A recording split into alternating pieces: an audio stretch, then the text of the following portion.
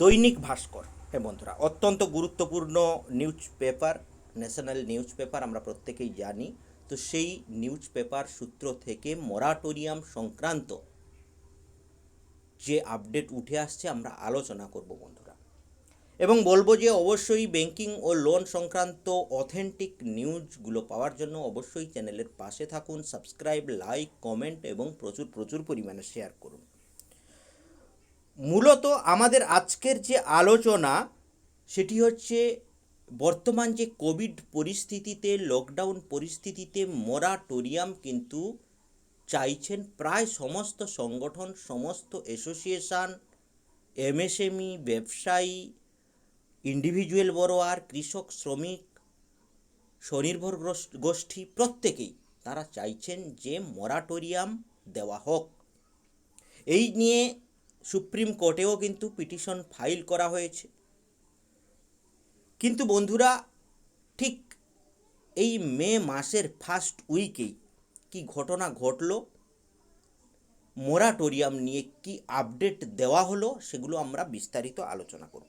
Corona curfew की वजह से ईएमआई नहीं भर पा रहे हैं तो 2 साल तक का मराटोरियम ले, समझिए क्या है आरबीआई की नई स्कीम।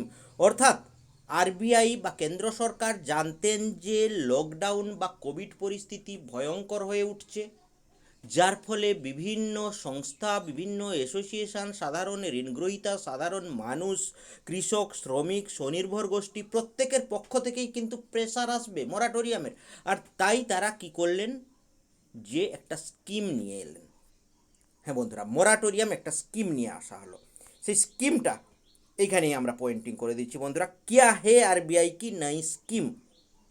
रिजर्व बैंक ने पिछले हफ्ते 6 मई को रिस्ट्रक्चरिंग 2.0 प्लान की घोषणा की। 2.0 इसीलिए क्योंकि पिछले साल आरबीआई और सरकार ने 6 महीने का लोन मोराटोरियम दिया था और उसके बाद रिस्ट्रक्चरिंग 1.0 प्लान घोषित हुआ था। इसमें बैंकों को लोन पीरियड 2 साल बढ़ाने की अनुमति दी थी। रिस्ट्रक्चरिंग 2.0 पुरानी ही योजना का विस्तार है। অর্থাৎ রিজার্ভ ব্যাঙ্ক অফ ইন্ডিয়া এবং কেন্দ্র সরকার তারা ভালো করে জানতেন যে সাধারণ ঋণগ্রহীতা, এমএসএমই, ব্যবসায়ী, বিভিন্ন সংগঠন, অর্থাৎ প্রত্যেকের কাছ থেকে একটা বড় ধরনের প্রেসার আসবে মরাটোরিয়ামের জন্য। আর সেই জন্যই তারা কি করলেন না, 6 মে তারা একটি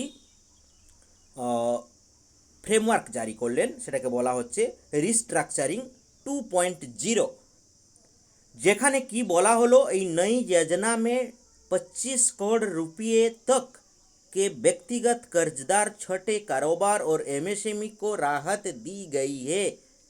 অর্থাৎ সেখানে বলা হচ্ছে যে বিভিন্ন ধরনের সুযোগ সুবিধা পাবেন, একদম ব্যবসায়ী থেকে শুরু করে এমএসএমই, ছোটোখাটো কর্জদার যারা আছেন প্রত্যেকেই সুবিধা পাবেন এবং সেখানে একদম উল্লেখ করে দেওয়া হয়েছে বন্ধুরা, আমরা একদম পয়েন্টিং করে দিই।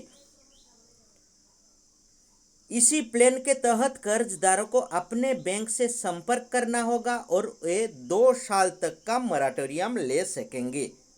অর্থাৎ সেই ফ্রেমওয়ার্ক যেটি রিস্ট্রাকচারিং 2.0, তাতে পরিষ্কারভাবে বলা হচ্ছে যে মোরাটোরিয়াম 2 বছর পর্যন্ত পাবেন, কিন্তু ব্যাংকের সাথে তার জন্য আলোচনা করতে হবে। কিন্তু এখানে একটা বন্ধুরা সমস্যা আছে, সমস্ত কিছু নির্ভর করবে ব্যাংকের ওপর। অর্থাৎ ব্যাংক চাইলে দিতে পারেন মোরাটোরিয়াম বা লোন রিস্ট্রাকচারিং, আবার না চাইলে দিতে নাও পারেন। তাহলে এখন কোন ব্যাংক চাইবে সাধারণ ঋণগ্রহীতা, এমএসএমই, ব্যবসায়ী, কৃষক, শ্রমিক, সাধারণ মানুষকে সুযোগ দিতে, সুবিধা দিতে? নিশ্চয়ই কোনো ব্যাংকই চাইবে না। আর তার ফলে কি হচ্ছে না, সাধারণ মানুষ, পরিষ্কার কথা, তারা মোরাটোরিয়ামের সুযোগ পাচ্ছেন না।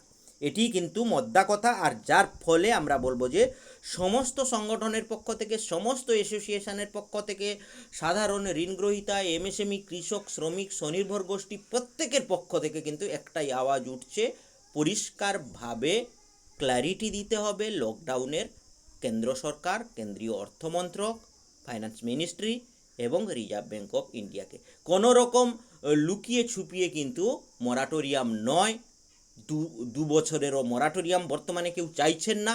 অন্তত প্রাথমিকভাবে 3 থেকে 6 মাসের মরাটোরিয়াম ঘোষণা হোক, তারপরে পরিস্থিতি যেমন হবে সেভাবেই কিন্তু চলবে।